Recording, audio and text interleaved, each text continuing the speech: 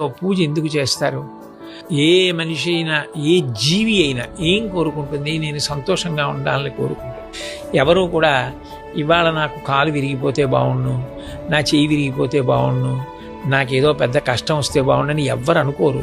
అందరూ సుఖంగా ఉండాలని కోరుకుంటారు. ఆఖరికి శరీరం పడిపోయాక కూడా జీవుడు సుఖంగా ఉండాలని కోరుకుంటాడు. అందుకని ఇక్కడ ఉన్నంత కాలం సుఖంగా ఉండాలి, శరీరం పడిపోయాక సుఖంగా ఉండాలంటే స్వర్గలోకానికి వెళ్ళాలని కోరుకుంటారు. కోరుకోవడం తప్పు కాదు. కోరుకున్నవాడు ఏది చేస్తే అది వస్తుందో తెలుసుకుని చెయ్యాలి. సుఖంగా ఉండాలంటే ఏమిటి ఉండాలి? పుణ్యం ఉండాలి. పడిపోయాక స్వర్గానికి వెళ్ళాలంటే ఏమి ఉండాలి? పుణ్యం ఉండాలి. పుణ్యం అంటే ఏమిటి? నీ గురించి కాకుండా 10 మంది గురించి ఆలోచించడం. నేను తినేశానా లేదా కాదు, కనీసం ఒక్కడికైనా పెట్టానా అంటే కేవలం తను సుఖపడడం కాదు, నా వలన ఇంకొక ప్రాణి కూడా సుఖపడిందా, 10 మంది సుఖపడు